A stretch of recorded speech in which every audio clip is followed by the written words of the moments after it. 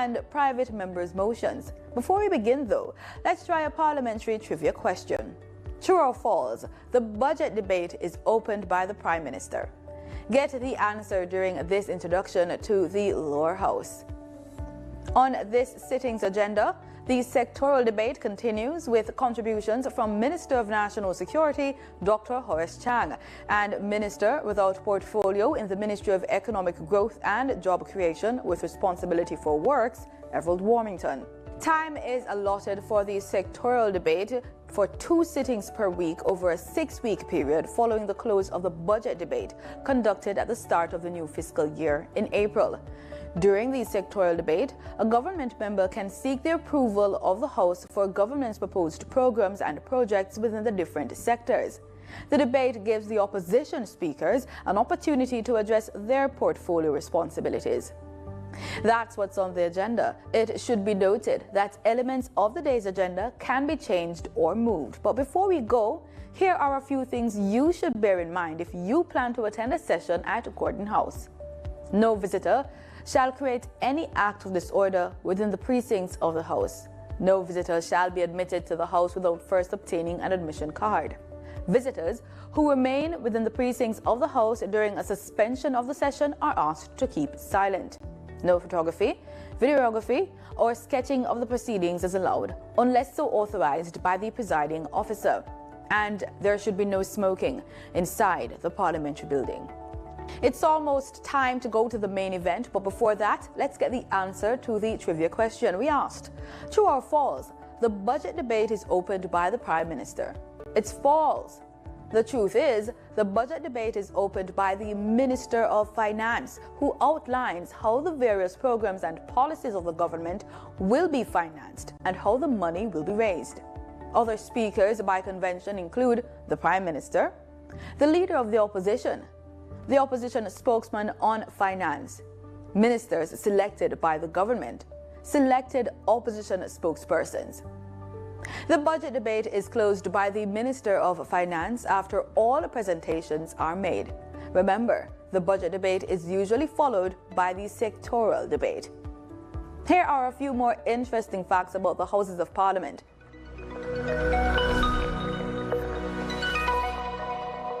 The mace in Parliament is a symbol of royal authority, and without it, neither house can meet or pass laws.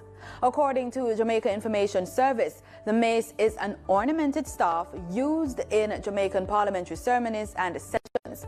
It represents the monarch's authority over such proceedings. It is present at every session, as Parliament is not properly constituted without its presence in the room. The mace is made of silver and is 5 feet 6 inches long.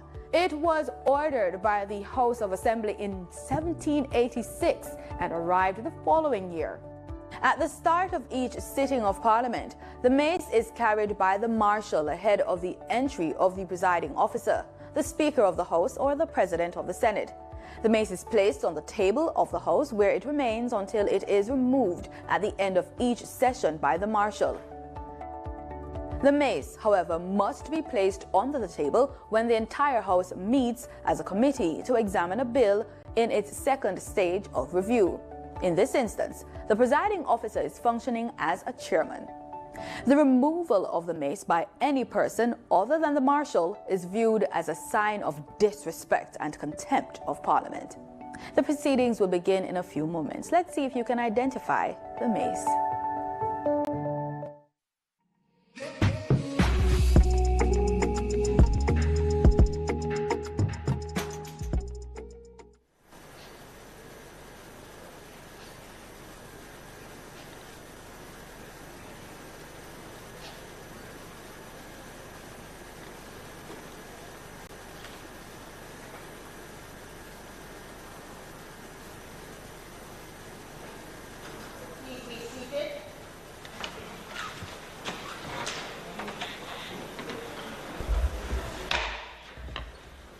This Honourable House now resumes its sitting. Call of the roll.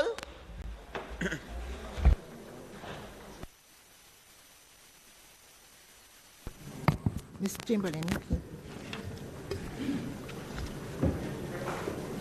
Mrs. Holness, Mr. Bartlett, Mr. Holness, Dr. Clark, Dr. Chang, Mr. Shaw, Mr. Samuda, Ms. Grange, Mrs. Williams, Mrs. Malawu Fort, Dr. Tufton, Mr. McKenzie,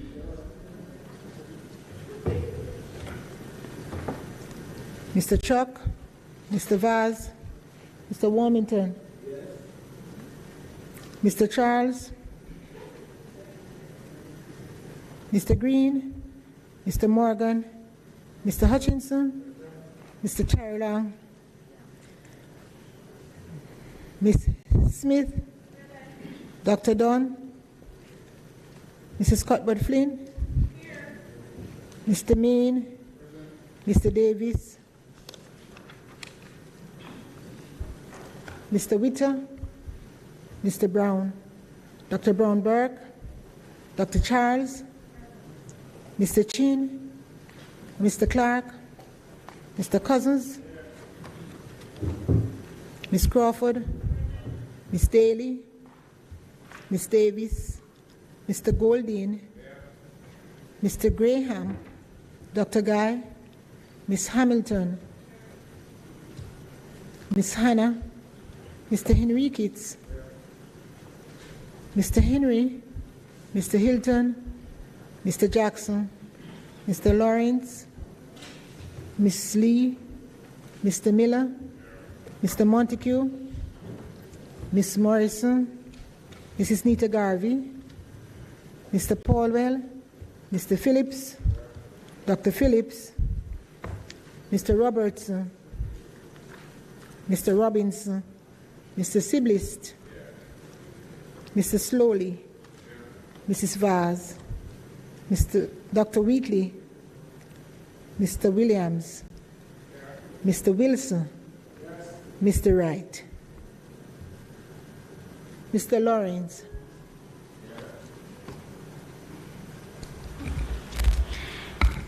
Statements by ministers. Madam Speaker, yesterday I made a statement in response to a question from the member from St. Catherine South.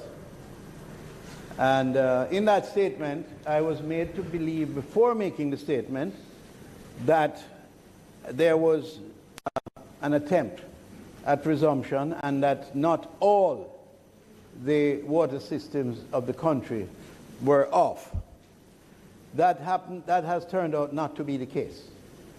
But when I made that statement, it was based on advice that I received. As a result, most of the water systems, the vast majority, have been out since yesterday and up to now. That is the case. I believe I'm told the Prime Minister will be making a statement, or the Minister of National Security, based on actions taken to ensure that some systems that are of critical importance, affecting sensitive areas of our country, was reopened, and access to them was made possible through the use of security forces.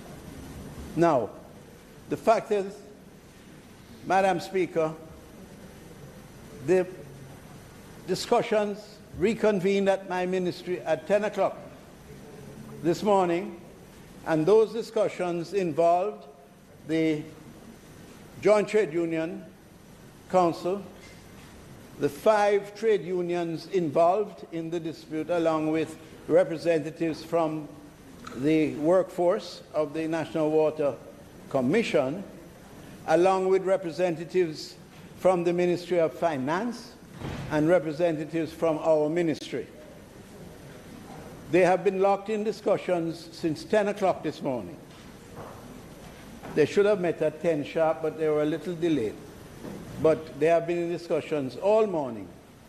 And I can say with a great degree of confidence that they have reached a point that is very encouraging. but there are still certain elements of the proposed resumption agreement that will have to be fine-tuned and confirmed in respect of other agencies of government. So I expect that by the time we rise to adjourn this afternoon, that a statement can be made by me as the Minister of Labour, and I hope that I will be given that opportunity at that time, Madam Speaker, with your permission. Thank you. Minister, thank you very much for that explanation in relation to this. Thank you so much. It's accepted by. Yes, Madam Speaker, if I may, I thank the Minister for clarifying the matter, and I'm sure all of us join in the hope that there will be a speedy resolution of the issue so that the society can get back to some state of normalcy. Being deprived of water supply is obviously an unsustainable and very unsatisfactory and difficult situation for institutions and businesses and indeed households. It was most unfortunate, Minister, that you made the statement yesterday based on advice which apparently was totally inaccurate and created an impression of a situation which was not the case. And so it was most necessary for you to stand up at the beginning of the proceedings today to effectively clarify the matter and retract that statement. And I would only say that going forward, when one is responding to these very sensitive issues, one will have to be doubly careful to ensure that the sources of information upon which one is relying in informing the country as to the situation at hand and in a very sensitive and serious situation are as accurate as possible. But we definitely are hoping that the efforts underway in your ministry will lead to fruition and positive outcome. And we look forward to hearing an update, hopefully an accurate update, as to what the situation is. Thank you, Madam Speaker. Madam Speaker, it would be good, while the member is on his feet, if he could explain and correct the statement he made in Westmoreland in regards to the person squatting on lands in Westmoreland.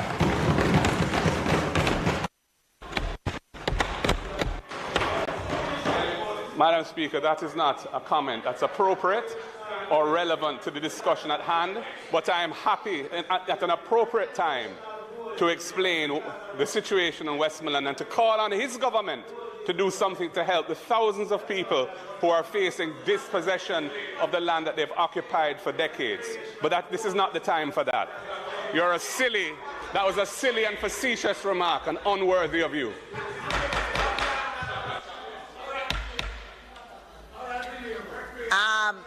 Members, I hear somebody saying chaka chaka. We're not going to continue the chaka chaka behavior. We're moving straight ahead with the agenda. So we are now at announcements. Bills brought from announcements.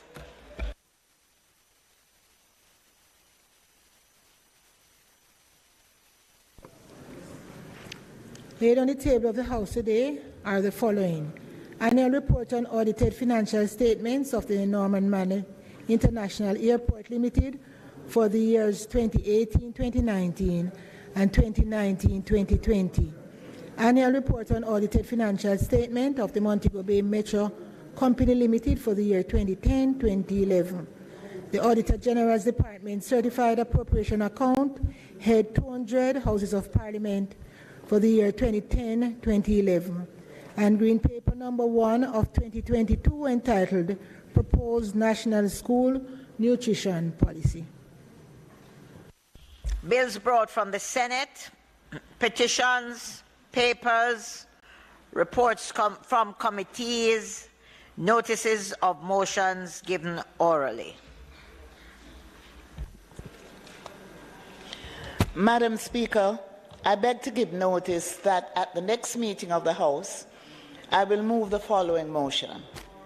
Whereas a need for a collaborative space for all women parliamentarians of Jamaica, regardless of party affiliation or the chamber in which they serve, has been identified, and whereas such a space could facilitate networking, the fostering productive dialogue on issues of women's rights and gender equality, and undertaking actions to positively impact the inclusiveness of the legislative process and our country as a whole, and whereas there has been consensus among most women parliamentarians that this space be established as a bicameral caucus of women parliamentarians, be it resolved that the standing orders of the House of Representatives be amended to allow for this caucus to be established as a sessional select committee to sit jointly with a similarly comprised committee from the Senate. And be it resolved that this motion be referred to the Standing Orders Committee of the House of Representatives for consideration and report. Thank you, Madam Speaker.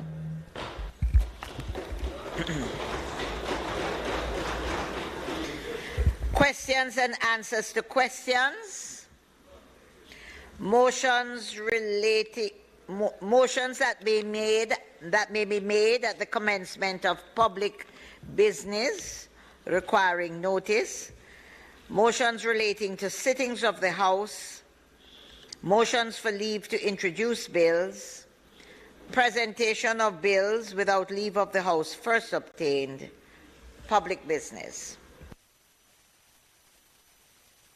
Madam Speaker, today it is our intention to continue the sectoral debate.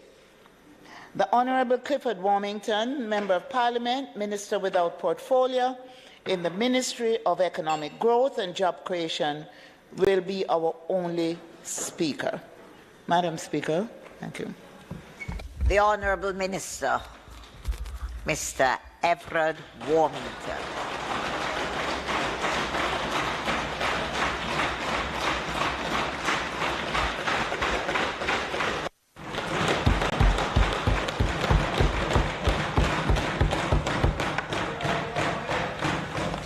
Thank you, Madam Speaker. Thank you, colleagues. Madam Speaker, I rise to make my presentation in this Honourable House. On behalf of the Ministry of Economic Growth and Job Creation,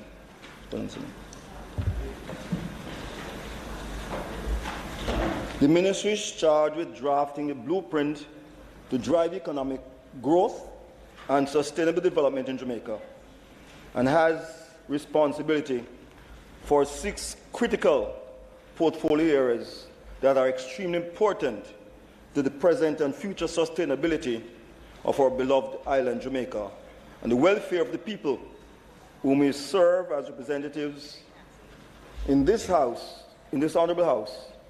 As such, we are very aware that we have a work cut out for us. Madam Speaker, it is no secret that we have endured much as a nation due to the COVID-19 pandemic. However, I am optimistic, and indeed, it is my firm belief that together we will overcome the challenges and continue the thrust towards sustainable development with a renewed sense of purpose and increased focus.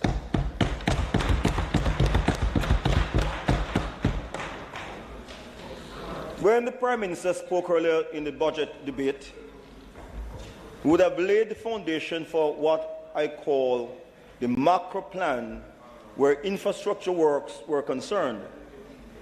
Infrastructure in particular, what I call in particular, the works portfolio is wide and encompasses much more than what the most Honourable Prime Minister would have touched on. I want to therefore speak to some of the other critical road-related works that the government, through the National Works Agency, has been giving attention. Madam Speaker, the country is still facing serious challenges due to the COVID-19 pandemic. This pandemic has caused hardships in many respects. From our perspective, we have seen where the government had to shift resources away from roadworks activities to the health sector, which no one can deny needed this support. I would have loved to have been in a position to see more roads, bridges, retaining walls, and road markings done across Jamaica, but COVID has prevented this reality. Yes. Madam Speaker, I note the recent uptick in demonstration across the island on account of poor roads conditions. I truly share some of the concern and frustrations of the people. I want to assure them, however, that we will be doing all that is possible to improve the condition of roads in the many communities.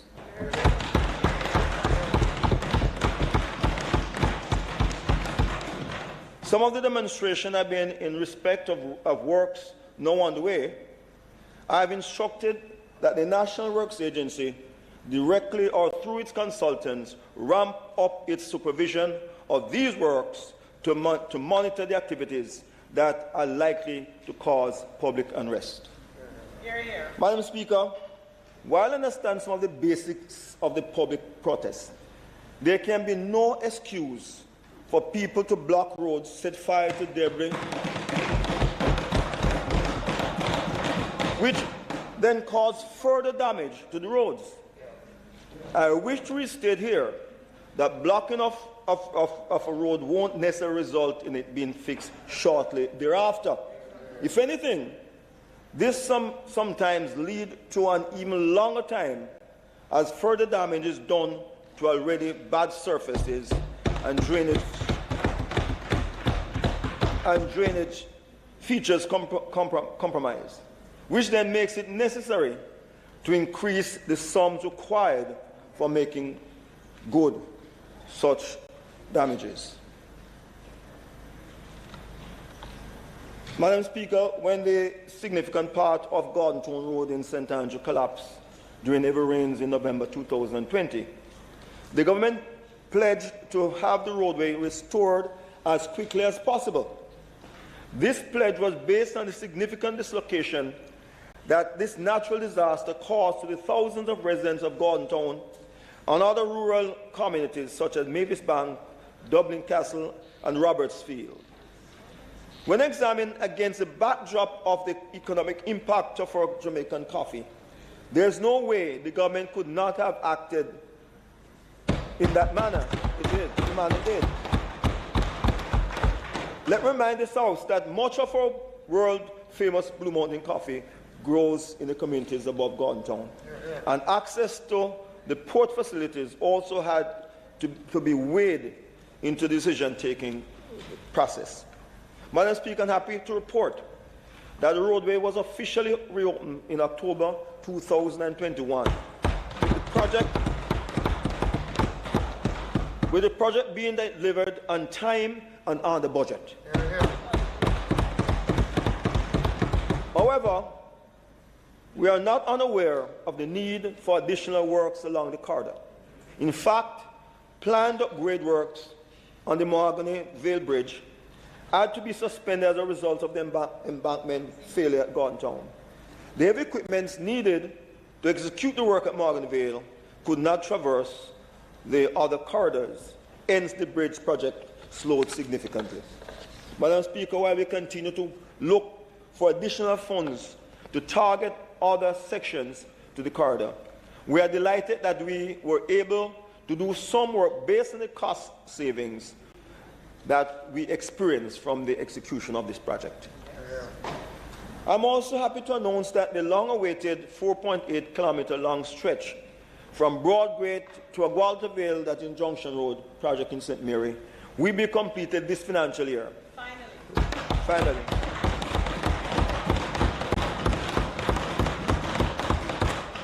Many will recall that the project, which started in November 2017, was delayed by geotechnical and performance challenges. The project is now complete. It was taken over in March, and we are now into the defect liability period, which is 15 months. What this means, Madam Speaker, is that should any defect manifest, the contractor will be liable to fix the same at his cost. This government is not unmindful of the criticism that has been leveled at the implementation of the Junction Road project. There are important lessons to be learned. Some of the engineering assumptions prove overly ambitious.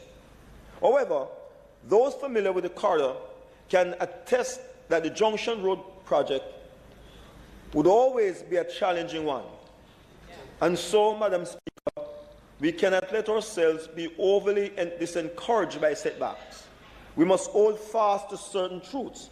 The Junction Road project, when complete, represents a safer, faster, more convenient route for farmers and industry to bring their produce to market on our ports for export. Therefore, Madam Speaker, while we will learn from these challenges, this government remains resolute towards the future goal of modernizing the remainder of this important corridor. In fact, we see the current work to correct that fault along the corridor near Chovy or the Westmoreland Bridge as a major step in this thrust forward.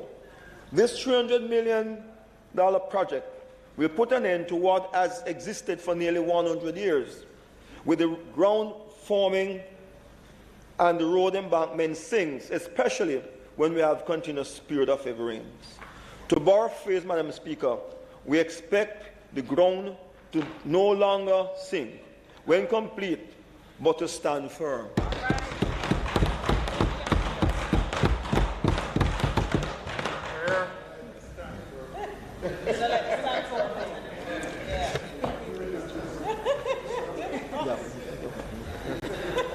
We can use it now.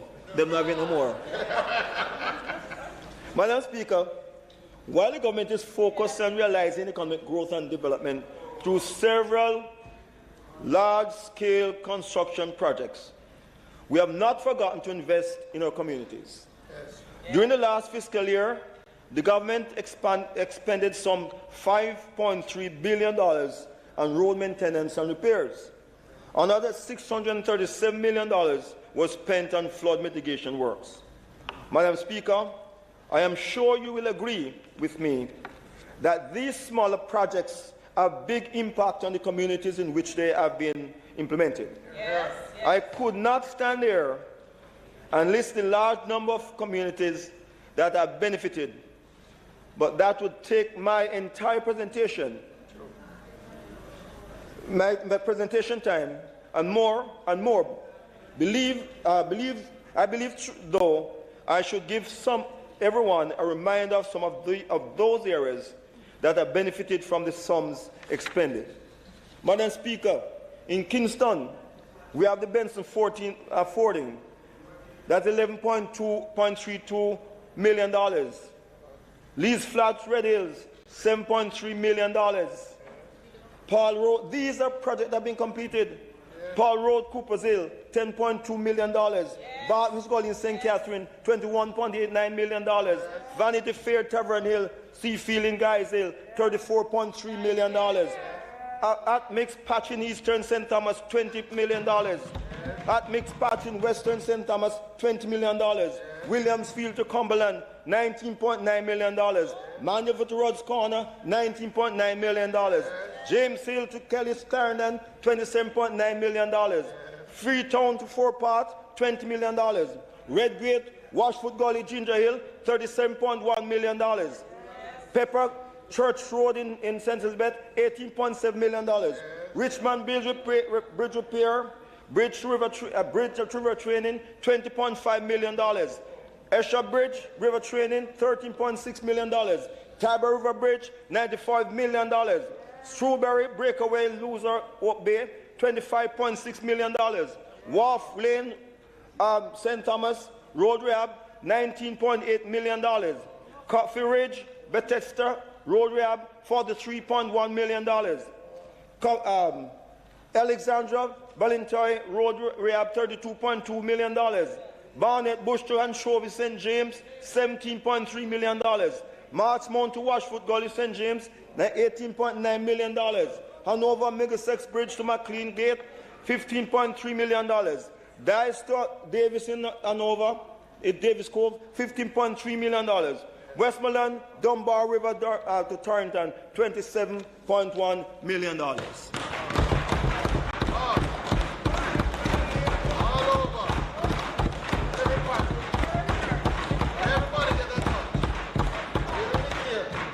We expect to continue this year, Madam Speaker, and to date there are 128 projects from both sides of the House, from members of the House,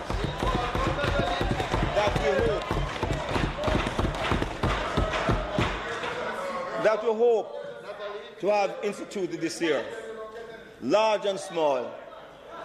Brother Phillips, you can't complain because you're starting shortly. 30 odd million or so?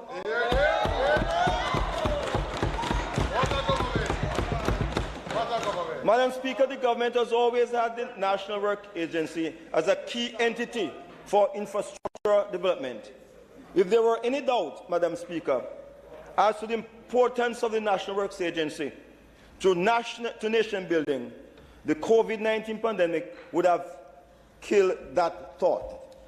Madam Speaker, as you know, the National Works Agency has been at the forefront of building out a public safety network for the government and people of Jamaica. This is part of the agency's push to deliver services in real time with tangible benefits to the traveling public. It is against this background that the agency started and has continued its program of building out its fiber optic network to connect key sections of its infrastructure, such as traffic signals and its intelligent traffic management center. Other government ministries, departments and agencies are benefiting during this fiscal year 2021, the fiscal year 2021-22. The National Works Agency, in collaboration with the Ministry of Justice and the Ministry of Science, Energy and Technology, provided broadband connectivity to 9 Jamaican courts. In addition, 13 courts are now being connected, similar to the build-out of parish courts into the National Works Agency fiber optic cable infrastructure. Same was executed for the Municipal Corporation island-wide. To date, 9 municipal corporations are connected to the fiber backbone infrastructure. Owing to the impact of the COVID-19 on the education system, the National Works Agency has been integral in the build-out of the fiber optic cable infrastructure to schools within Kingston and St. Andrew. This is in support of the Education Ministry's push to provide stable internet access to schools with the demand for higher broadband usage due to the large student populations. Let us now turn to the matter of infrastructure development. It is no secret that investment in physical infrastructure, roads, bridges, ports, schools, health centers, etc., are essential ingredients to the securing Jamaica's long-term economic growth and sustainable development. To this end, the government, through the Ministry of Economic Growth and Job Creation, is hard at work on several infrastructure projects, including the Southern Coastal Highway Improvement Project, which includes an extension of East-West Toll Road from Maypen, Clarendon to Williamsville, Manchester, and the Montego Bay Perimeter Road.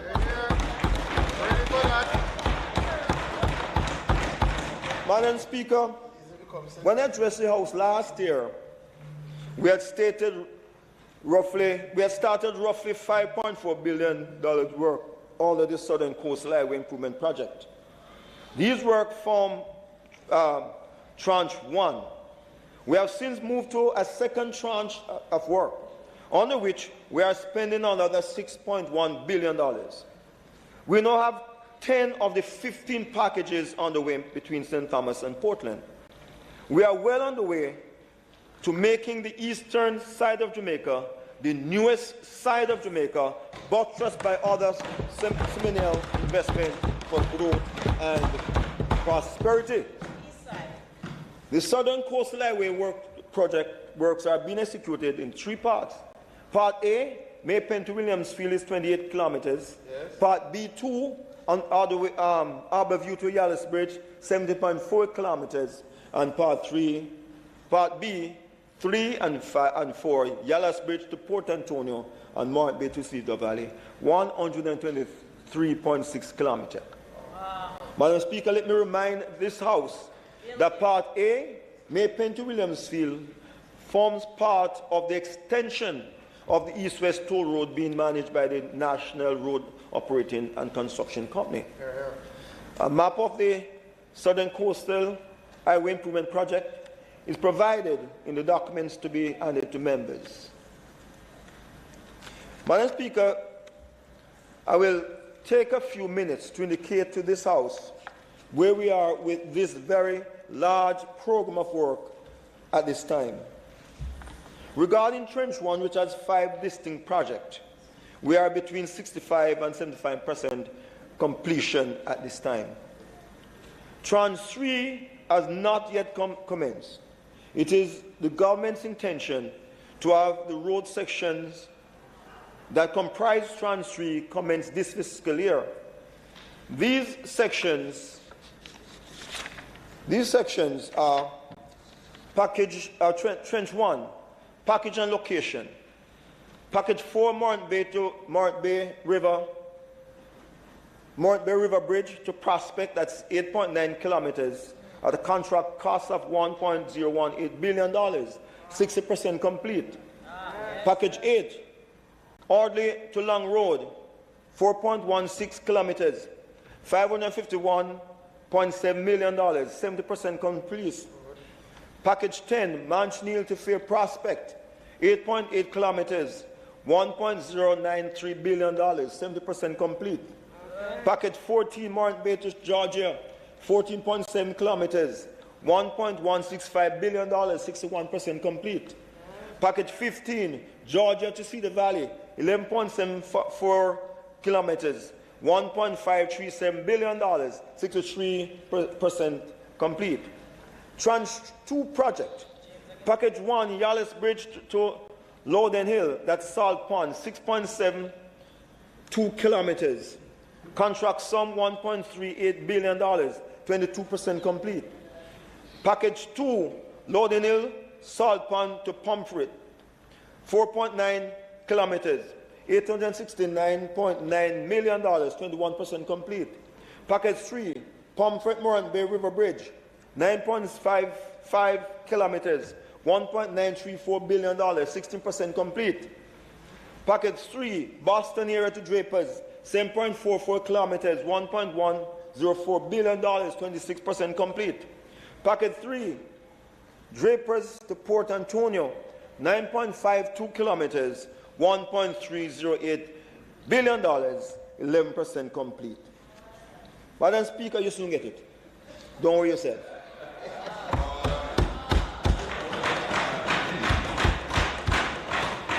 Madam Speaker, substantial completion for the first 2 tranches of the Southern Coastal Highway Improvement Project is anticipated by March 2023. The 3rd tranche, which we expect will be substantially completed, we expect will be substantially completed by the end of 2023. The location for this is Package 3, Prospect to Arcadia District, 9.05 kilometers. Arcadia District to Meteorological, 7.4 kilometers. Meteorological to Audley, 6.98 kilometers. For Prospect to Boston, 6.8 kilometers. Madam Speaker, while we celebrate the gains, I must also acknowledge this disruption to the daily life of citizens and the public generally. Yeah. Construction activities such as that which is on the way in these parishes do cause disruptions. Yeah. But we endeavor to keep such impact to a minimum. Yeah. Even as we work, Madam Speaker, to improve the lives of the people through the investment in these works, we know that discomfort does come sometimes. Where prosperity is on the horizon, yes, to the people being impacted negatively, I say, your patience, your fortitude, your faith and trust in the government will be rewarded in a tangible way.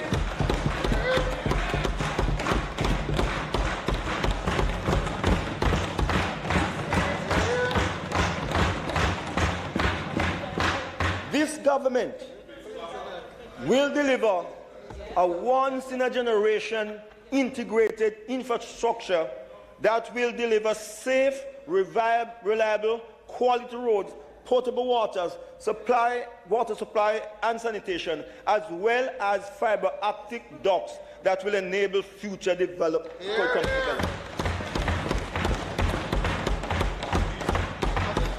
Madam Speaker, the prosperity that comes with this kind of infrastructure undertaking is about to shine through. We are making sure that this happens.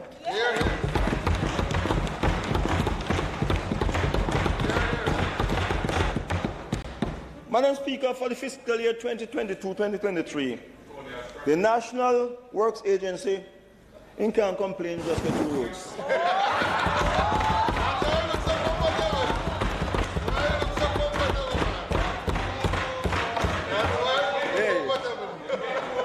Tony and I might have differences, but you know, I take care of him. Isn't that true? Is that true? His contractors were just selected today.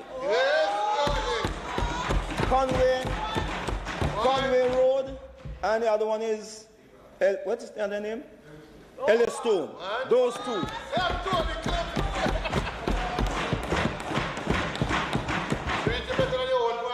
Madam Speaker, for fiscal year 2022-2023, the National Works Agency will continue to execute its mandate to plan, build and maintain a safe, reliable and quality main road network and flood control system.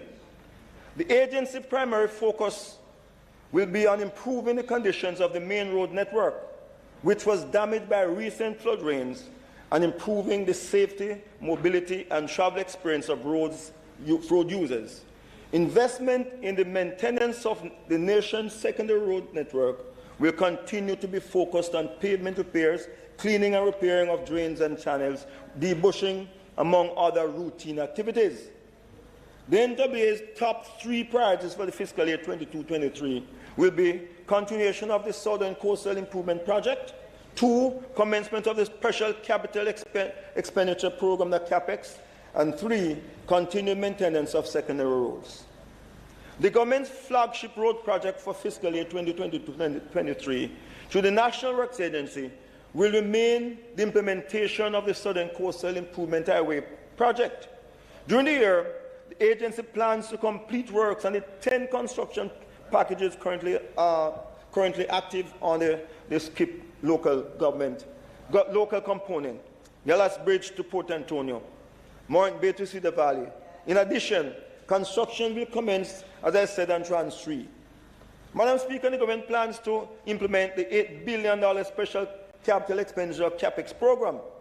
The program, designed for ease of implementation, is intended to support the government of Jamaica's short to medium-term economic growth objectives by creating additional employment, increasing mobility of people and goods, improving connectivity between major commercial centers, reducing time-lasting traffic, and providing essential infrastructures that encourages and facilitates future development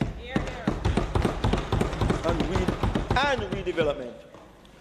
The program consists of 6 strategic infrastructure projects, as I said before, namely the widening of the Outer Wind Drive Mountain View Avenue. That will start in April 2022, completed in August 2023, 16 months duration. Dualization of Grain Lane in Portmore, I-95 to Madrid Avenue, including Cumberland Gully Bridge. This is slated to commence in April 2022, completion January 2023, 9 months. Dualization of E. King's House Road and Lady Musgrave Road from Barbican to Hope Road to Trafalgar Road, commencement May 2022, completion May 2024, 24 months. Widen up Brayton Road and Elsher Main Road, April 2023 to commencement, completion August 2024, 16 months.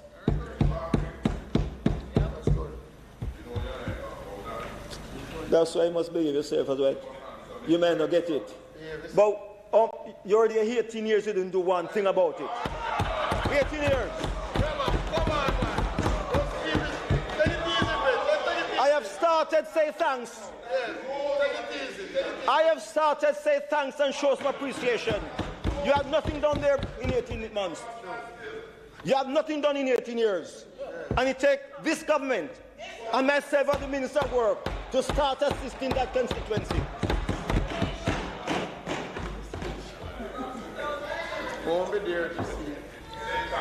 But something is happening anyhow.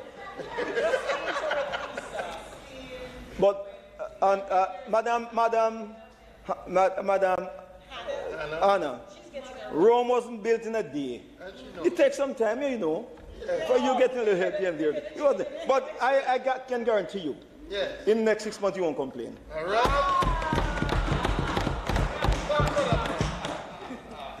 You know he's a man of his word. You know he's a man of his word.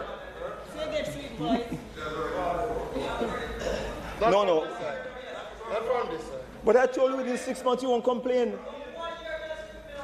But sometimes that affects me, you know. You know that.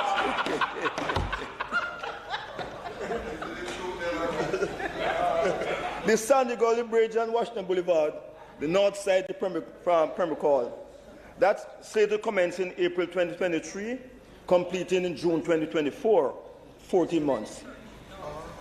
New Portmore access Mandela entry into Portmore, commencement August 2023, completion December 2024. The work under the CAPES program comprised road and drainage improvement, potable water and sewer line upgrades as appropriate, traffic management and road safety improvements, installation of street lighting, and provision of underground ducts for fiber optic cables to enable future broadband connectivity. Of the 6 projects, may I say, Madam Speaker, that with this government, we have no intention of just constructing roads. Yes. And when the plan was for the Southern Coast Highway, water and the other amenities were not included. Constant Spring Road, Agli Park Road, and all of these, and Mandela, they weren't included. Our Prime Minister, a visionary, he looked at it and he said, it makes no sense doing these infrastructure projects, not putting in water supply fiber optic sewer lines in these projects, and then 5 years or 10 years you come back, we dig it up again. We put them in now, you cap them, when you go and extend, they're always there. When you come sewer, they're always there. And this is what we're doing. And this is something that was never done before. Never done before. And it took this government under Andrew Holness to do it. Here. Leadership matters. Leadership matters. Transformational. Madam Speaker. Yes. Watch. Campaign just announced. I heard what she said. That she's a transformation person there. It means that come September, October, you might be sitting up here.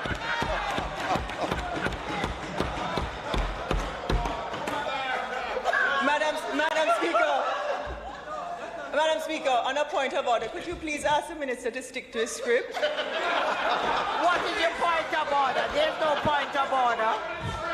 There's no point of order. Go ahead.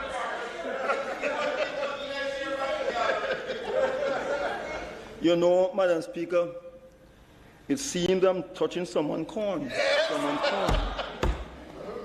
But I'll desist if it's becoming so. Madam Speaker, it's important to emphasize that while this implementation approach seeks to minimize disruption and public this comforter. These works will not be painless. Major earthworks and excavation will result in noise and dust pollution, while the tour and construction activities will impact traffic. I've instructed our project team at the National Works Agency to communicate openly and effectively with the public to mitigate any effect on health and journeys.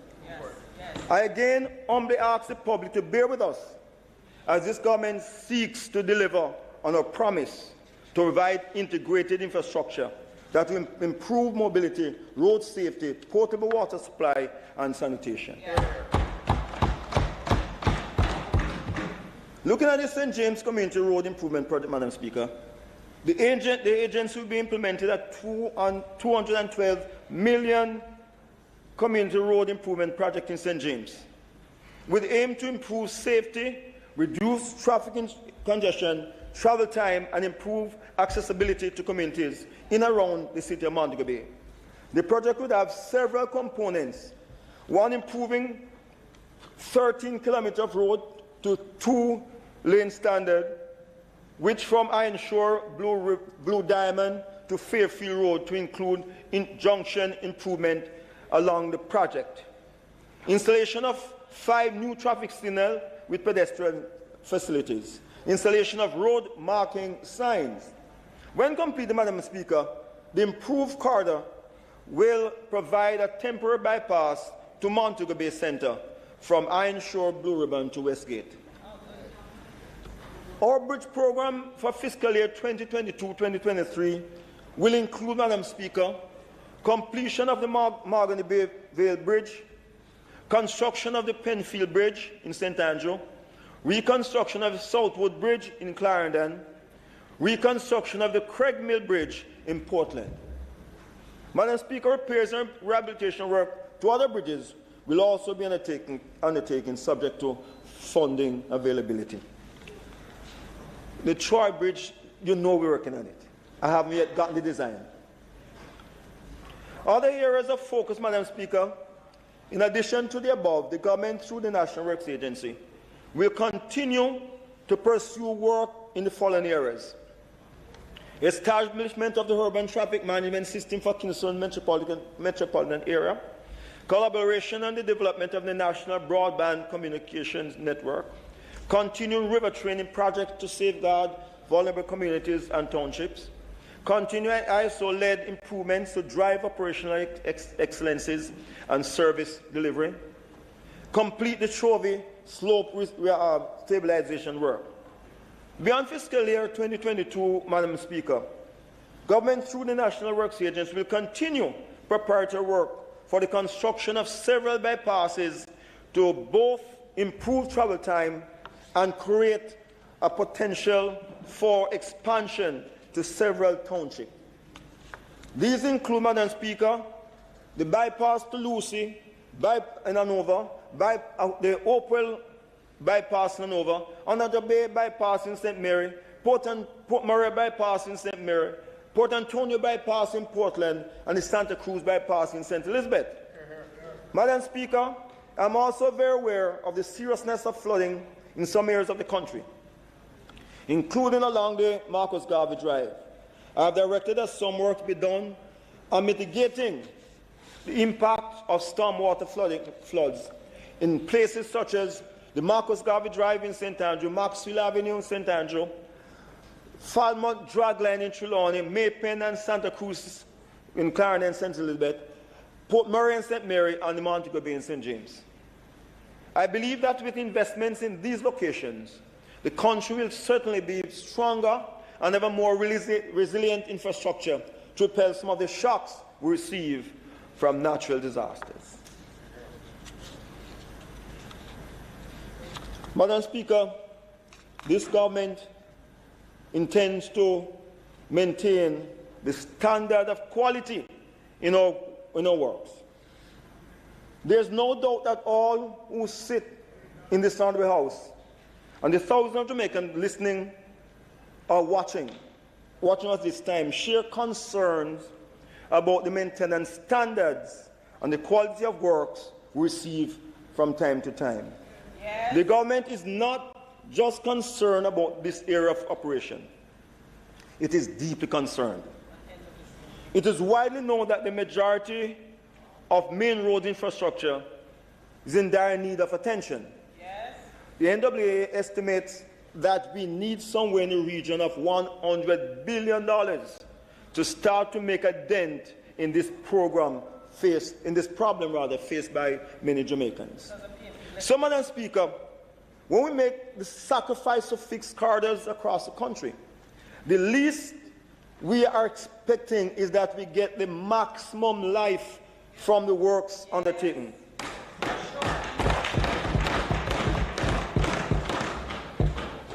As per the designs. I'm referring here specifically, Madam Speaker, to roads that we rehabilitate. A road that is rehabilitated and expected to last for a minimum of 10 years should not show signs of failure at the first show of rain. Amen. The government is very uncomfortable with this type of situation. Yes, yes. In some cases, Madam Speaker, it is a lack of proper supervision of contractors by the National Works Agency staff. While the contractors are performing maintenance or rehabilitation works that cause the failure and deterioration of these works very shortly after completion. Yep. Therefore, proper supervision by our staff will be a critical factor in the maintenance and performance standards. Closer supervision will have to be done and must be done by the responsible staff of the NWA to ensure that quality of work meets the required standard and specification. I have engaged the CEO of the National Works Agency on the subject, and have pledged the support of the government in having this matter receive serious attention, as we simply cannot continue along the same road, where we spend to rehabilitate only to be back at square one shortly thereafter. Yes, enforcement of our performance standard will be a key aspect of the way we perform going forward. For performance standard, the most effective team size, equipment, methods, and procedure for performing the work will be defined for each significant maintenance work item to be utilized. I have said before, and I wish to say again, that we will have to establish the updated condition of each road. This will have to be done using the Geographic Information System, GSI, or another suitable method to audit the condition of our roads. The planning department, through the road planning unit, will now urgently commence the condition surveys on all the roads under central government control. This has to be done before we put in place a realistic maintenance program, and will allow for the necessary funding to be sourced. We are now putting in place a National Works Service Improvement Program, which will guide our routine maintenance program. We'll have regular training sessions for contractors involved in our road maintenance program. Madam Speaker, this government is unwavering in its stance that the method and procedures developed by the National Works Agency for the effective maintenance of our roads must be fully understood before projects are assigned to these contractors.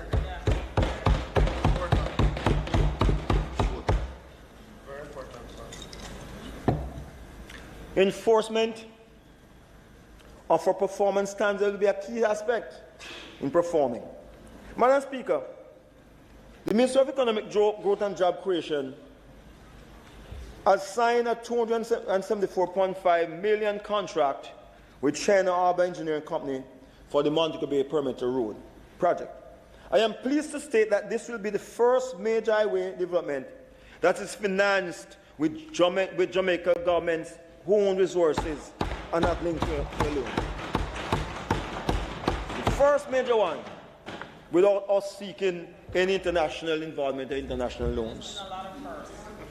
The National NROC is the implementing agency for the project, which includes, number one, design and construction of a 15-kilometer perimeter road from Iron Shore to Bogue, two, design and construction of 11-kilometer Long Hill Bypass Road. 3, upgrade to West Green Avenue and Barnett Street. 4, a comprehensive drainage study of the perimeter roads and areas in Montego Bay. The design phase is expected to last approximately 1 year, which will then be immediately followed by the construction phase. The total project duration is estimated to be 3.5 years. In an effort to ensure that the major infrastructure development is done in the most sustainable manner possible, NROC and the Forestry Department have signed a memorandum of understanding. The agreement is intended to mitigate against the possible impact on the 62.5 hectares of forest due to the road construction through phase reforestation. NROC will secure lands for replanting while the Forest Department will provide free seedlings and technical expertise to guide the planting and maintenance activities. Madam Speaker, NROC has commenced project planning activities for the upgrade of approximately 60 kilometers of roadway between Sea Castles in St. James to Mommy Bay in St. Anne, from 2 lanes to 4 lanes for the constrained towns in St. Anne. So we have an improvement before that we call a North Coast Highway. We can have 2 lanes. So, Madam Speaker, the study is being done to improve from a 4-lane highway we can truly call a highway. This is also in line with the government urban development strategy, which includes relieving the traffic flow through coastal towns, thereby pushing township and urban development further inland. Yes. So instead of putting the traffic through the town, we take them outside of the town and you can develop those lands properly. Looking at the commercial complex in Montego Bay Free Zone, the Port Authority, Madam Speaker, I turn now to the work of the Port Authority of Jamaica. The Port Authority of Jamaica is proposing to develop the 11.8 acres of land it owns at Montego Bay Free Port Zone into a commercial and logistic complex. The procurement process has begun to engage a consultant to undertake the geotechnical studies, as well as the design through development stage for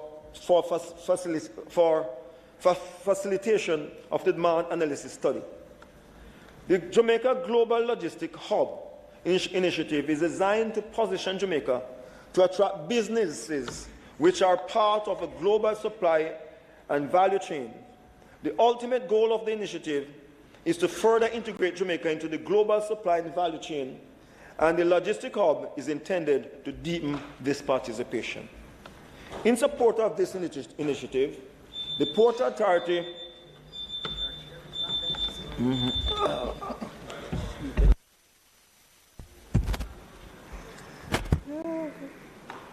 Madam Speaker, I now ask that the standing orders be suspended to enable the Minister to continue his speech to its conclusion, notwithstanding the time limits on speeches. Thank you.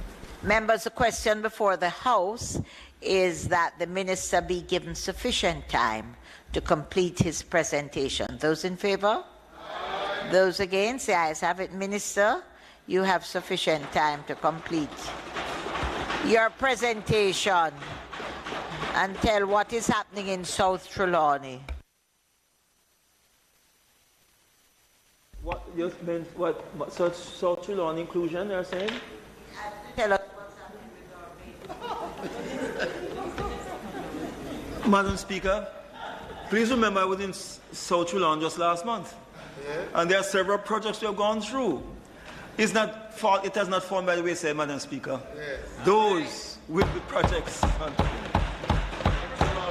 As you know, Madam Speaker, once I do a tour of a constituency, then there must be something down there. Yes. In support of these initiatives, the Port Authority of Jamaica completed construction of 200,000 square foot logistic facility built to international logistical specification on a section of land contiguous to the Kingston Container Terminal, known as the Kingston Logistical Park. This development is expected to boost economic activities and lead to economic growth for Jamaica. The project involved the construction of 16,200 square meters steel frame structure with height up to 10.8 meters to be used as a warehouse building. In addition, a 1,500 square meter building was constructed to accommodate the operations of the Container Security Initiative and the Jamaica Customs Agency. The PJ, you see, the French Kinson can't complain about touring because I'm not of a tour. The other two members know that their tour coming up shortly. The PJ has actively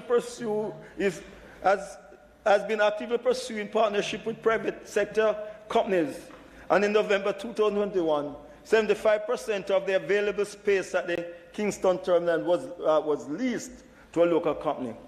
Discussions are underway with entities operating in global space that have indicated strong interest in the remaining space.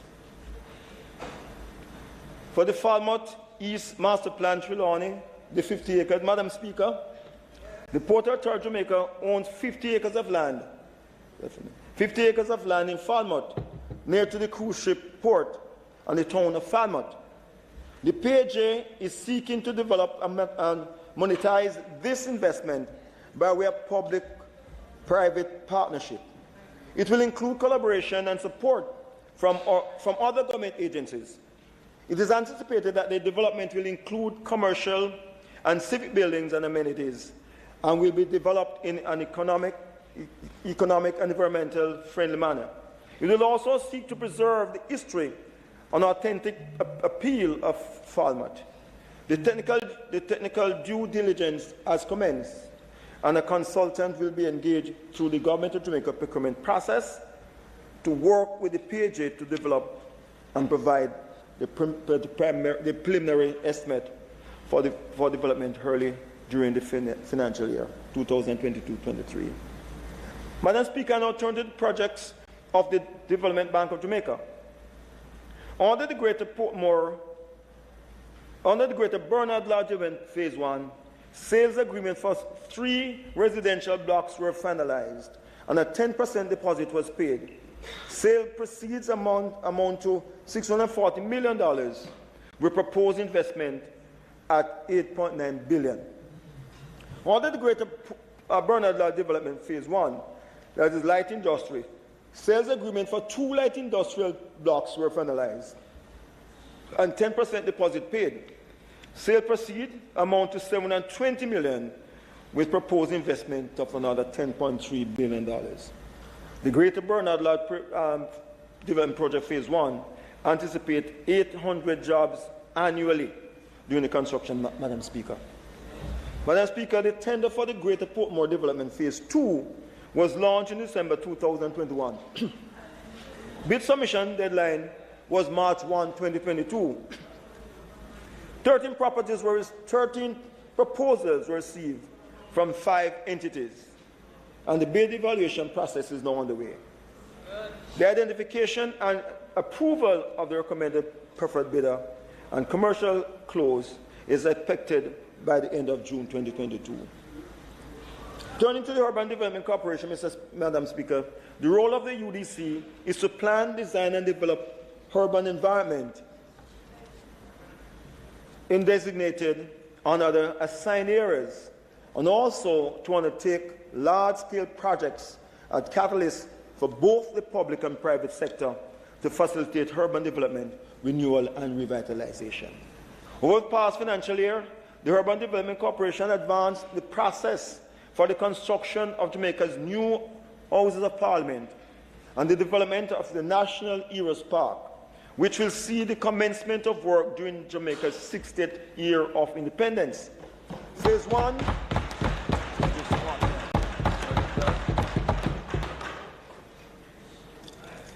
Thank you. Phase 1 of the procurement of a contractor is advanced, and the procurement tender for work is expected to close June 28, 2022 for evaluation.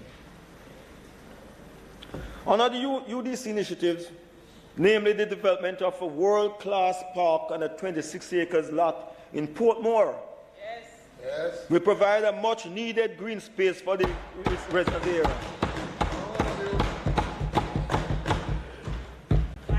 Is it that I run Fitzjackson? No, did I run Fitzjackson because I talked about Portmore? Yes. You don't like the attention to He doesn't like the development and improvement of Portmore.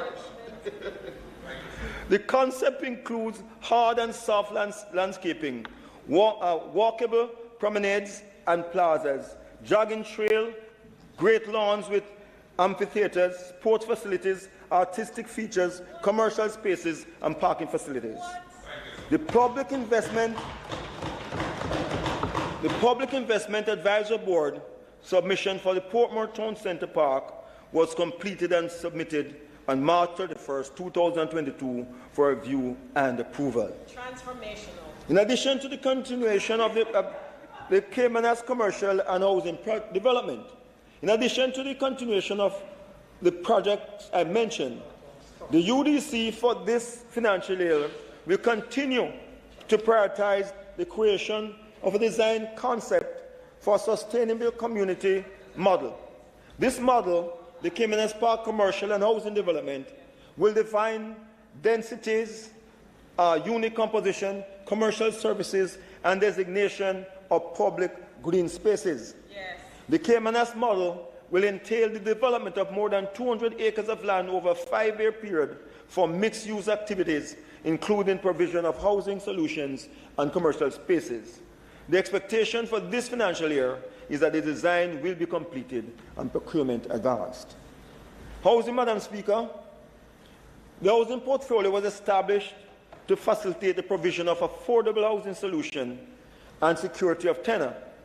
Since 1987, this mandate has been undertaken within the framework of the National Shelter Sector Strategy, which saw the government assuming a facilitator role, thus working in partnership with the private sector to increase the delivery of housing solutions to the market. Despite the policy shift, housing supply has, however, lagged behind demand, resulting in a major deficit, which must be urgently addressed. So, the current political administration, led by the most Honourable Prime Minister, Andrew Holness, in pursuit of the goal to increase access to affordable housing solutions, has articulated a target to provide 70,000 affordable housing solutions within a 5-year period. 70,000. The Ministry and its implementing agencies are moving at pace to achieve this target and to provide the necessary enabling framework within which the Government of Jamaica can realize its goal to safe, legal and affordable housing solutions for all Jamaicans by the year 2030. Madam Speaker, having received the Cabinet's approval as a Green Paper in 2019, the draft National Housing Policy Implementation Plan has undergone several rounds of consultation. The draft document is currently being revised in keeping with the feedback obtained from the consultative process. For the 2021-22 financial year, the activities undertaken to advance the process include upgrading of the draft documents, updating draft document, keeping with the comments of the Attorney General's Chamber, Ministry of Finance and Public Service, and updating the statistical data included in the policy. 2, circulating the updated policy to over 20 ministries, agencies, and departments for review and comments. Incorporating comments received and revision and updated policy documents by a technical review committee. The draft National Housing Policy Implementation Plan was also subject to a gender proofing exercise. The assessment funded by the Caribbean Development Bank sought to ensure that the provision are in keeping with Sustainable Development Goals number 5, will promote equal access to housing and the protection of women and girls from discriminatory policies and practices in relation to housing and land rights. The draft policies was amended considering this assessment. You want me to read again for you? All right, thank you. You know anything you want, you get it from me.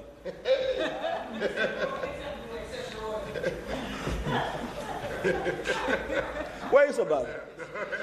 Come, Minister, keep to your script. Thank you, Minister.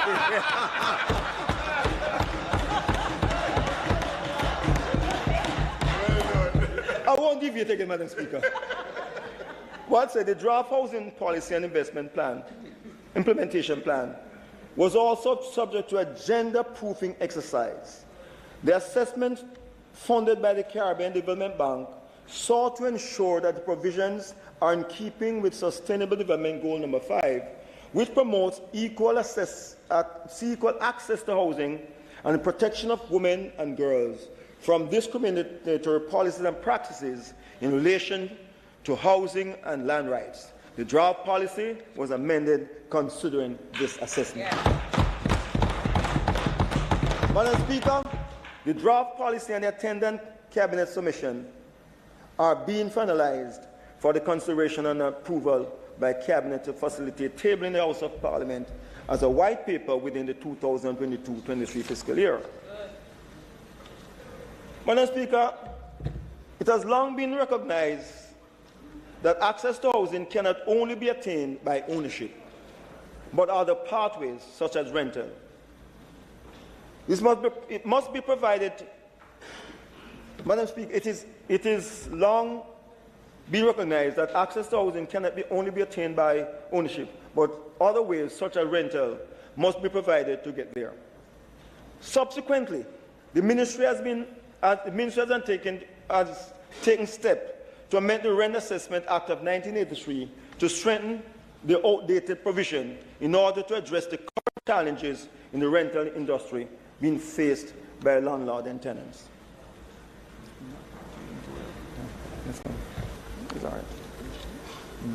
For the 21-22 financial year,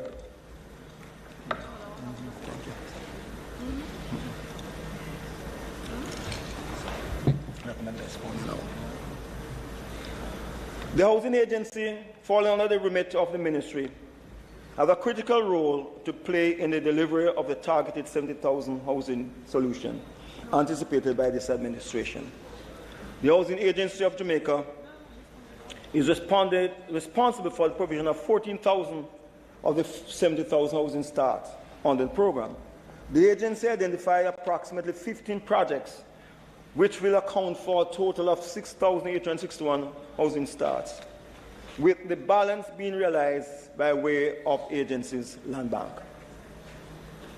Projects identify Mona, Section 1, 51 solution, start 51 to start in 2020-2022. Catherine Estate, 1,650 units to start in 2020-2022, 1,650. Edmund Ridge Estate, 772 units, 772 units to start this fiscal year. Grange Pen, 535 units, 535 units to start this fiscal year. Elsha View, 623 units, 623 units to start in 2022-2023. Grange Pen, that's already. Reed's Pen, 140 units to start 2022-2023. Leona Gardens 4 Phase 3, yes. 250 units to start 2022-2023. Grange Pen Greenfield, 1,500 units. Alexandria, 116 units. Clarkstown, 600 units, 600 units to start in 2023. Green Pond Phase 2, 109 units to start in 2022. Leona Gardens 4, Phase 4, 300 units. St. Paul Lane, 97 solutions or unit, 97 units to start in 2022-23. 81 Bay Farm Road, 72 units to start 2022-2023. Pennant Road, 38 units to start 2022-2023. Land Bank, 7,139, 700 units to start this financial year. A total of 17,000 units. Yes. 3,008 to start in 2020 to 2022. 1,937 to start 2022-2023. Yes. Madam Speaker, the Land Bank assumed the acquisition of properties by HAJ as well as transferred from other government entities. The Sugar Company of Jamaica has made available 2 blocks, a total of 41.2 hectares, that's 101.7 acres, in the Greater Bernard Lodge development, to be developed jointly with the National Housing Trust. That should yield approximately 550 low-income housing solutions starting in 2022-2023. The agency is also pursuing steps to acquire 27.7 hectares in Trelawney and is actively seeking suitable lands, particularly in parishes where the demand for housing has been increased exponentially in relation to the growth in the tourism and as a consequence of a national infrastructure development such as the construction of the various legs of the Southern Coastal Improvement Highway and the Montego Bay Bypass. HAJ is also looking at the regularization of informal settlements, categorized under social subsidized housing solutions. The regularization of tenure and infrastructure in these communities will contribute significantly to the National Housing Program. There are plans to transfer approximately 3,000 certificates of titles. The Jamaica Mortgage Bank, Madam Speaker, I turn to that. I now turn to Jamaica Mortgage Bank. Jamaica Mortgage Bank with the good news that despite the impact of the COVID pandemic, the bank performed admirable under the circumstances and in some instances exceeded expectation. In fact, for the first time, the Jamaica Mortgage Bank has generated over 500 million of total income. The bank currently manage and fund 20 housing projects, including 20 housing projects island-wide, valued at 8.8 billion, and completed 5 projects during the 2021-22 financial year. Projects and loan value, we have the Genesis 28, 24 units, that's $708.5 million. Genesis Manor, 30 units, $449.6 million. Forest Gates, 30 units, $512.1 million. Harmony Court, 9 units, $82.3 million. Kensington Apartment, 46 units, $717.9 million. King's Landing, 33 units, $562.9 million. These are the units financed by Jamaica Mortgage Bank and the loan that they provided for them. Jewels of Sinclair, 12 units, $237 million. Mayfair Close Apartment, 14 units, $178.7 million. Belgrade's Island, 40 units, $740 million. The Elbury, 9 units, $170.6 million. Westlake, 9 units, $86 million. Elsha Green, 8 units, $526.4 million. Dulwich Apartment, 24 units, $374.7 million. Sanctum, 24 units, $384 million. A total of 398 units, costing a loan of $6.385 million.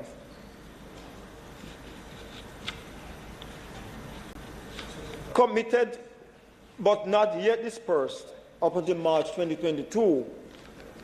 Nitram of Waterloo, you have 80 apartments at $109.9 million.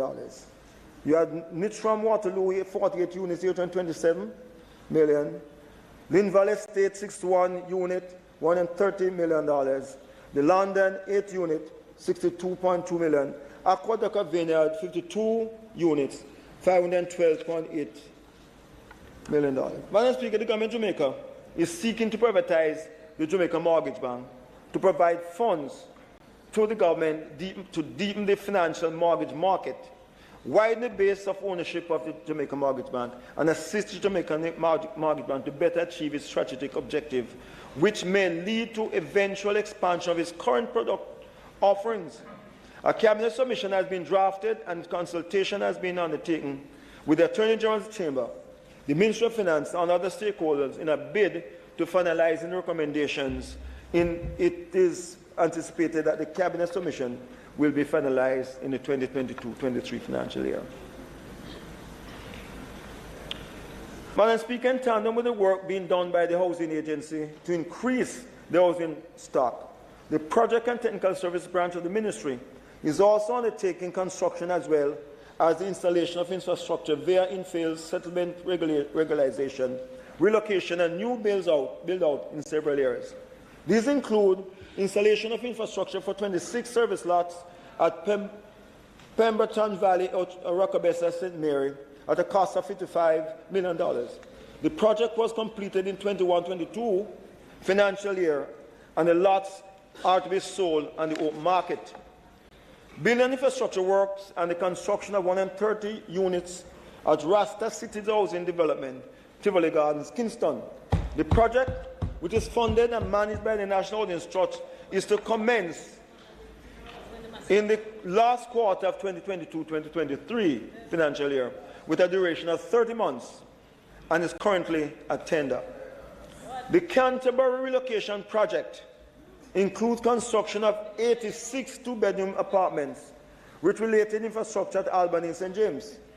The project is set to commence in the last quarter of the 2022-2023 financial year with a duration of 36 months. The project is funded by the National Housing Trust with some $186 million committed for the 2022-2023 financial year. The informal occupants of land at Canterbury are to be relocated and completion of the development. In the meantime, Madam Speaker, the Ministry is moving to regularize the occupants of 130 such households in Kingston, St. Andrew, and St. James. As such, the Land Acquisition Management branch of the Ministry will be taking steps to acquire 6 properties in Sandy Park Road in Kingston 6 area, which were declared under the Local Improvement Community Act, Amended Act. The properties are 2, 4, 6, 8B, and 10 Sandy Park Road. Steps will also be taken to acquire 12 properties in Stanville, Kingston 6, which were upgraded by the Minister of Housing in order to regularize the occupation of over 300 households, and 7 properties in Bottom Pen, Montego Bay, St. James, which were partially upgraded to regularize over 500 households. So, Madam Speaker, we are not displacing these informal settlers. Yes. What we are doing, improving the lives and accommodation by providing proper structure for them. Madam Speaker, approximately 30 surveys will be conducted at a cost of $38 million. And 23 of these are subdivision surveys, which will facilitate the issuing of 335 new certificate of titles. The properties are Landtop St. Thomas, 58 lots. Seaview Gardens, Phase 2, 57 lots. 130 to 132 Red Hills Road, 32 lots. Ellison Flats, 9 lots. 84 to 90 Maxwell Avenue, 15 lots. 95 Mountain View Avenue, 15 lots. Jakes Road, 43 lots. Stanville, 20 lots.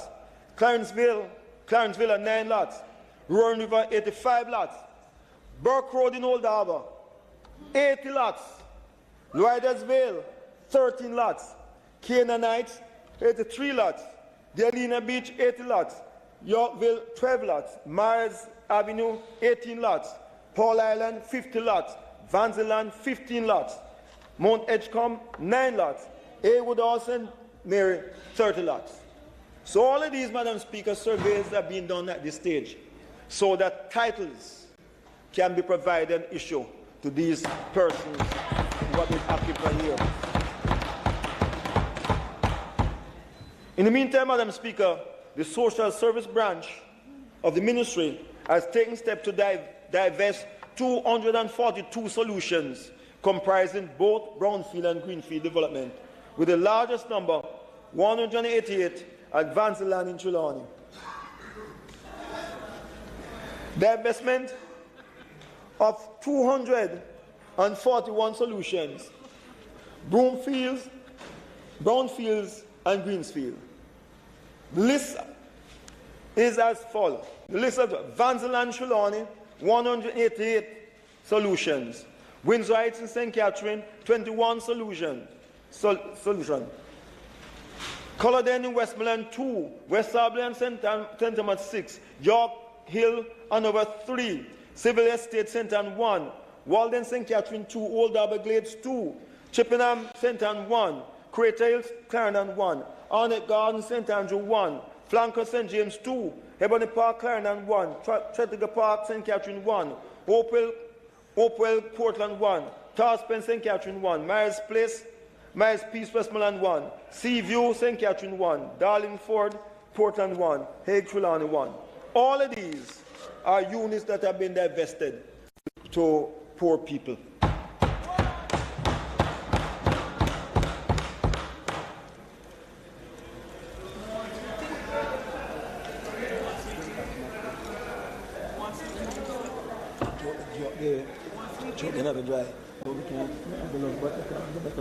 Are they outside?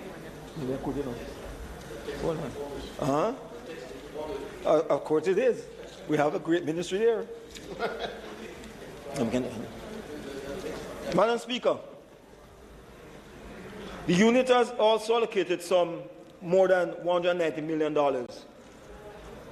from both reflows and inflows.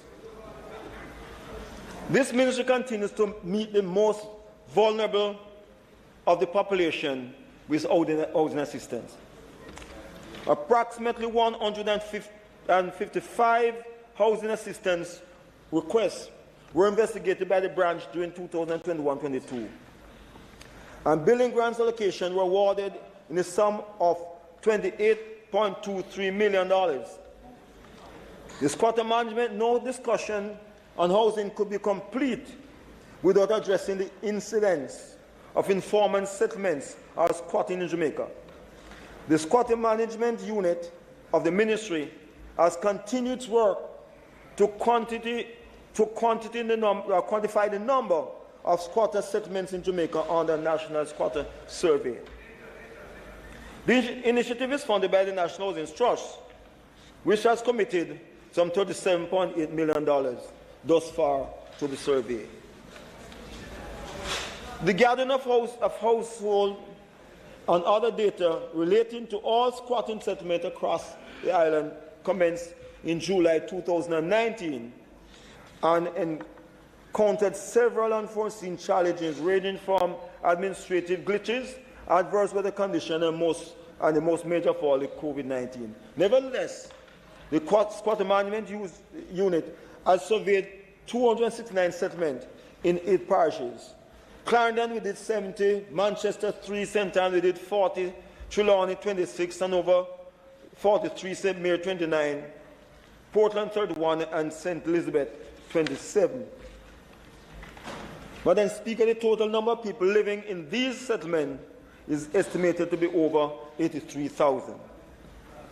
To date, the database is fully populated based on the existing settlement data.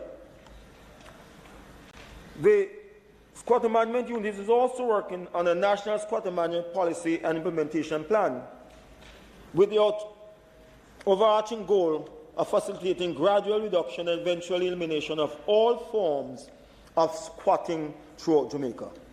The policy aims to promote the optimal use of land and land resources, meet the need for shelter and other uses in the structure. Consultation on the policy have taken place with 7 groups, including Ministry of Economic Growth and Job Creation, ministries, departments, and agencies. Madam Speaker, during the 2021-22 financial year, the Ministry of Economic Growth and Job Creation, through its Water Policy Monitoring Branch, undertook several initiatives aimed at highlighting the measures outlined in the National Water Sector Policy and Implementation Plan 2019, as well as increasing and maintaining communication with the public on issues affecting water sector. The Ministry, in partnership with Inter-American Development Bank, completed the consultancy to update the National Water Sector Policy Implementation Plan and the Monitoring and Evaluation Framework. Implementation policy will continue earnestly during the 2022-2023 year. Madam Speaker, in order to address some of the legislative gaps which exist within the administration of water control, the Ministry has proposed legislative changes to both the Floodwater Control Act and the Water Resource Act, which aim to assign regulatory functions for floodwater control to the Water Resource Authority, while the National Works Agency would be responsible for the implementation of floodwater control. A revised draft cabinet submission was prepared and circulated to the Attorney General's Chamber, the Chief Parliamentary Council, the Water Resource Authority, and the National Works Agency. Comments received to date are currently under review by the Ministry. The island major water supplier, the National Water Commission, has substantially completed the transmission main from 6 miles to downtown Kingston, which is one of the major transmission mains serving Kingston and St. Andrew. This is done at a cost of $3.4 billion. The entity also rehabilitated the 5 million gallon treated water storage reservoir at Constant Spring. The completion of both projects result in improved service and reliability to over 500,000 persons in residential, commercial, and social challenges area across the corporate area. The National Water Commission also completed and commissioned potable water supply upgrade works in rural communities like Luana, Middle Quarters, and new building main in St. Elizabeth, Maca Hill, George Lou, Spot Road, and Hamilton Mountain in St. Mary, Panton Park, Richmond Hall, and Mount Dawson in St. Catherine, as well as Barron Hall to Samuel Prospect in Trelawney. It is estimated that over 50,000 customers have benefited from these improvement works. The National Water Commission rehabilitated and upgraded 3 wastewater treatment plants that serve the communities of Greater Portmore, Elton Park, Horizon Park, Signum, and Tarspen in St. Catherine, providing over 250,000 persons with improved sewage and services and improving effluent standards compliance. Additionally, the National Water Commission extended the sewer collection network in Kingston St. Andrew to provide centralized service and facilitate land development projects in section of Mona Heights, Upper Hope Road, Millsbury, and Barbican. This has benefited some 200 properties and households.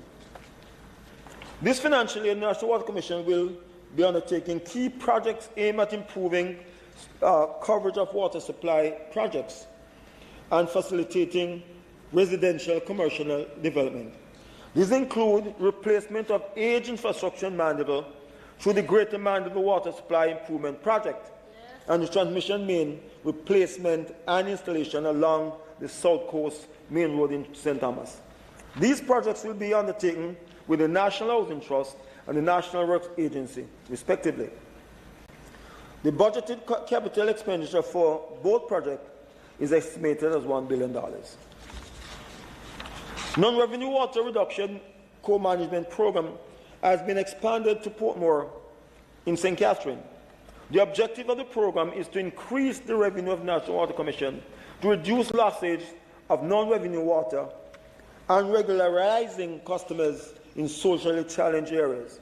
Additionally, the organization will be implementing programs and initiatives aimed at reducing energy consumption from non-renewable energy sources by 2% and replacing aged and inefficient electrical equipment at key high energy consuming facilities. The Water Resource Authority is responsible for the management, protection, and control allocation and use of Jamaican water resources. The WRA is continuing its work on the updated Water Resource Development Plan 2021, which is aimed at providing a framework for the rational decision-making in the development of Jamaican water resources. Other objectives include a strategy for meeting the current and future demands for water, guidelines for the location of new industries, new agricultural development areas, as well as citing new housing, agricultural, industrial development, and guidelines for development projects. The updated Water Resource Development Co-Management Program 2021 will enhance the capacity of the Water Resource Authority to effectively plan and manage the development and use of the island water resource by 1, incorporating climate change projection date for temperature, rainfall, and sea level rise in assessment of the water resource availability and demand up to the year 2050. Accounting for harvesting rainwater in the water balance determination and hence improvement estimate of the exploitable resource type. And 3, synchronizing the planning cycle of the Water Resource Development Co-Management Program with that of the Vision 2030 planning on the horizon. The Water Resource Authority has also commenced a study of the surface flow in the Rio catchment basin. The agency has partnered with the International Atomic Agency to use isotope hydrology to characterize the flow dynamics of the Rio catchment basin. The project aimed to identify the flow contributions of sinking rivers, rising springs and groundwaters in the basin to confirm and identify the various contributions of rainwaters and other flow dynamics in the basin in order to better protect the source water quality, building upon the dire tracing work previously done in the sub-water program. Madam Speaker, turning to the Professional Engineering Registration Board. Madam Speaker, engineers play a critical role in the development of our infrastructure. The Professional Engineering Registration Board, which falls under the Ministry, continues its work to strengthen the enforcement and disciplinary process by targeting developers who utilize unregistered engineers in their projects. The Professional Engineering Registration Board is also continuing its work to strengthen the legislative amendments to the Professional Engineering Registration Act, and this is carried over into the 22-23 financial year. The amendment to the Professional Engineering Registration Board is being sought to change the term engineer to professional engineer throughout the Act to be consistent with the designation in many parts of the world and change the period of practical experience required for registration as a professional engineer from 2 to 4 years, among other initiatives, with a view to making them current and appropriate to impact, and to impact with a view to making them current and appropriate to the impact that improper engineering can have on public safety.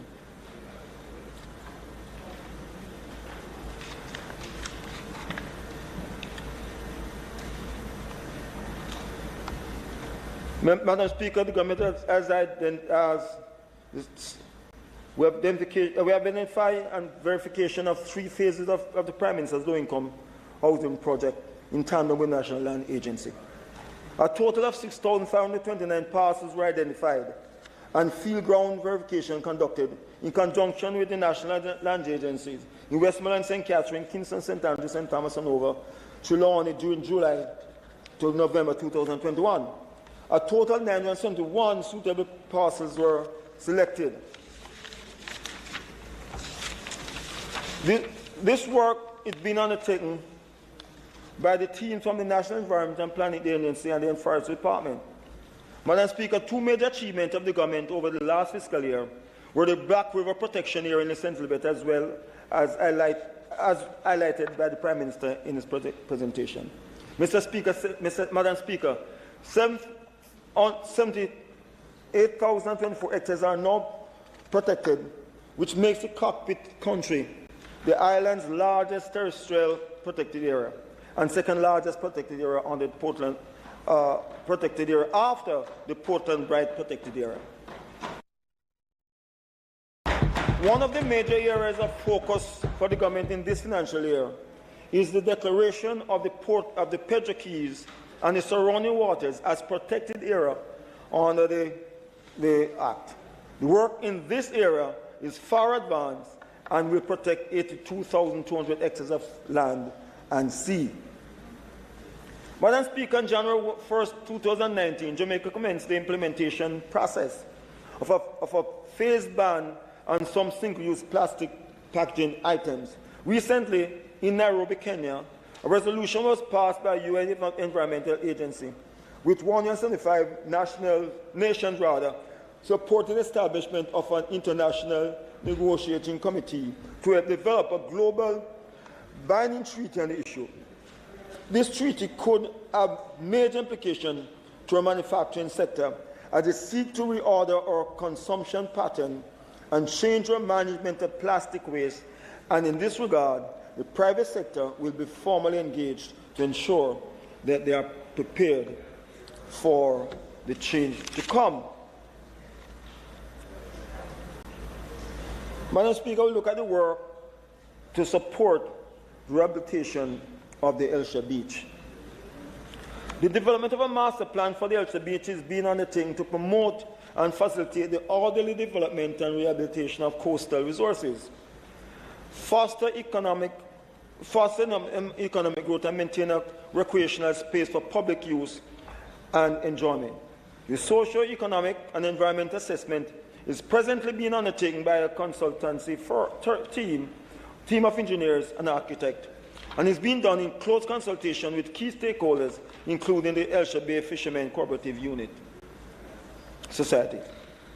The Korean International Cooperative Agency is supporting the government of Jamaica through NEPA with the construction of a video monitoring tower to capture coastal and wave climate data to support the design of beach rehabilitation works to be undertaken at Elsha.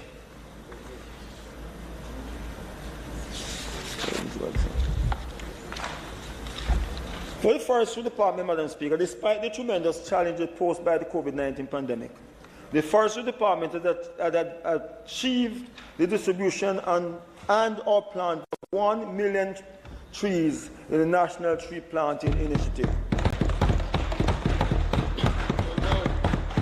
The Forestry Department has been improving the processes and facilities to produce the required seedlings and remains committed providing every Jamaican with up to 10 free seedlings to plant. The agency also recently launched its tree tracking mobile GIS application, which enables Jamaicans to track and share the progress of their trees, as well as to get information and advice on the care of seedlings. I am pleased to note that under the European Union Budget Support Program for the forestry sector titled Improvement Forest Management for Jamaica, the Forestry Department achieved all its targets under the 8 program indicators. This resulted in the approval for the payment of the 3rd tranche of funds under the 4-year 2018-2022 Budget Support Program for the Government of Jamaica. Among the targets under the program is indicated 4 which speak to upscaling gender-sensitive initiative. On the project, a total disbursement of $212 million has so far been made to groups implementing projects in forest-adjacent community. Over 1,000 persons have benefited directly or indirectly from the project initiative. The balance of 70 million, bringing the total spend for the indicator to 240 million, will be used to complete the remaining project initiatives.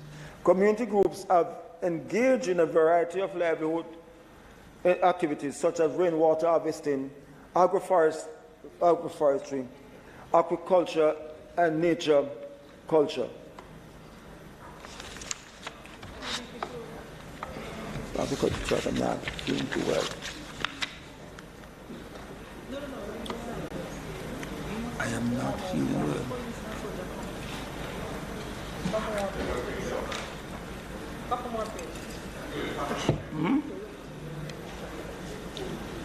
Fellow Madam Speaker, I want to emphasize the important role that the Meteorological Service play in delivering weather and climate products and services with the aim of preparing Jamaicans for whatever meteorological hazard may come our way, thereby safeguarding and securing lives, property, and other critical infrastructure. In the 2021-22 financial year, the Meteorological Service improved the surface weather observation network. The division also developed a bushfire warning index that will assist in proactively providing early warning to the population and the Jamaica Fire Brigade about the risk of breakout of wildfire across the island, based on data about specific climate, vegetation, and soil parameters.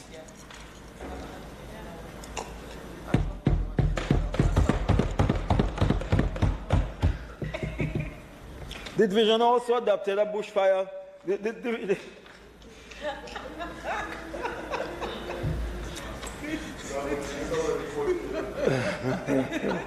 This financial year, the Met Service will concentrate on the continued expansion of the surface water observation network with installation of an additional data collection platform, including automatic weather stations and sea level monitoring gauges, as well as testing lightning sensors. This will also be further equipped to transfer data in real time to the monitoring center within the forecast center. The development of impact-based forecasting to enable the Meteorological Service capacity to provide people-centered early warning for hydrometeorological hazards is another important development for this financial year. This creates a shift from forecasts that indicate that the weather will be to what the weather will be or what the weather will do, and will facilitate the provision of information on an impact of severe weather hazards, thereby allowing the public and critical decision makers to better prepare for these events. Good. Madam Speaker, I know I've said a lot this afternoon. That I have is because done a lot. Excellent work. Excellent work. You see, we have had a good thing so far in your mark. Listen, don't bother. I just know what the Speaker said. Madam Speaker, I know I've said a lot this afternoon. Yes. That I have is because we have plenty of things to say.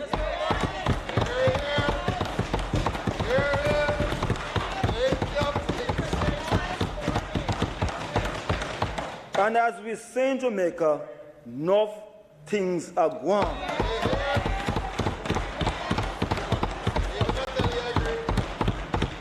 From new road projects to water, to the environment and climate change. We are on a path to building resilient, sustainable and adaptable infrastructure for a strong future in the construction of new and modern houses, establishment of new and improved communities, and creation of commercial space for businesses for business to flourish. We're on path to building resilience, sustainable and adaptable infrastructure for a strong future. I urge all of my fellow Jamaicans to seek out the opportunities being provided through the Ministry of Economic Growth and Job Creation as we partner with you to build stronger for better. Thank you all. May God bless you, and may God bless Jamaica. Thank you, Lord.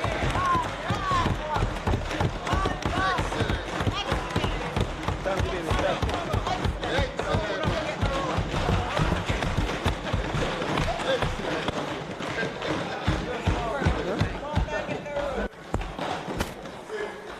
Madam Speaker, I now ask that the sectoral debate be suspended. Members, the question before the House is that the sectoral debate be now suspended. Those in favour? Those against? The ayes have it. Sectoral debate is suspended.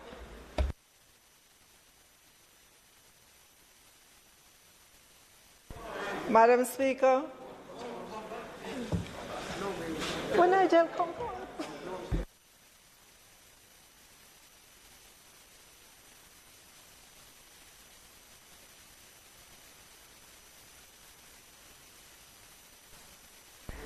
Madam Speaker, today we have the Customs Tariff Revision Amendment Resolution 2022 to be taken by Dr. Nigel Clark, Member of Parliament and Minister of Finance and the Public Service. Minister Clark, just before you do, I want to use the opportunity to thank Minister Warmington for an extremely comprehensive and entertaining presentation. I did hear Clark something about South Trelawney, Clarkstown at a point. I look forward to hearing more from you.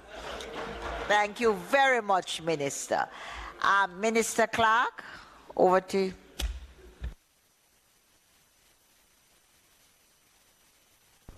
Madam Speaker, the matter for consideration by this Honourable House is a confirmation of the Customs Tariff Revision Amendment Resolution 2022, required to give effect to the implementation of the revised Common External Tariff based on the new 2022 Harmonized System of Classification.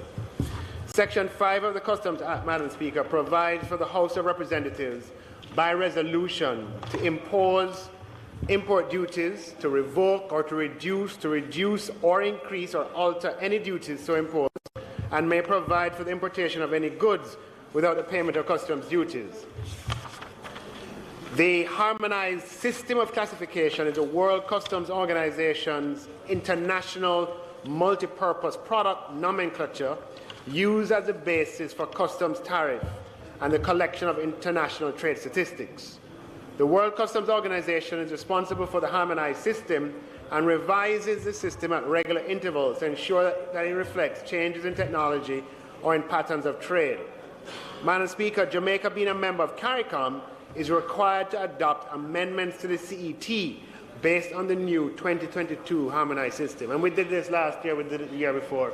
This is something we have to do each year. At the 53rd regular meeting of the Council of Trade and Economic Development held in November 2021, Member States gave a commitment to implement the revised CET-based harmonized system 2022 no later than July 2022. And Jamaica, along with Barbados, Belize and Dominica, gave undertakings to endeavour to implement the new CET structure in April 2022. However, due to several circumstances, including our preparation for the budgetary process, the need for consultations, we have delayed the implementation to June 1st, 2022. Madam Speaker, Jamaica remains committed to honouring our obligations under CARICOM, to which we are signatory. Accordingly, the Customs Tariff Revision Amendment Resolution 2022, which was tabled here last week, is hereby submitted to this Honourable House for confirmation.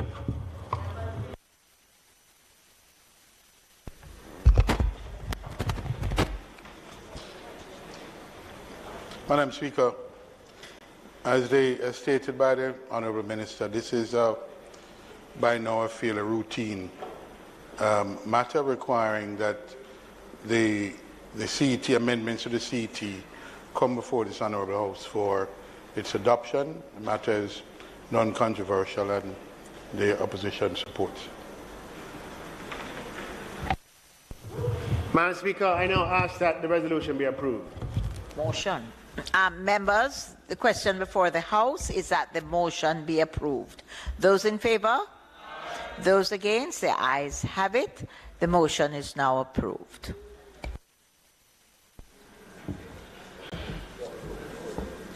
Madam Speaker, it is not contemplated for us to do any further business today. I therefore ask that the House adjourn until Tuesday, the 17th day of May 2022 at 10 a.m. Members, please note 10 a.m. on Tuesday, the 17th of May, notwithstanding the Standing Order 81A, which stipulates the day and time allotted for sitting of this House.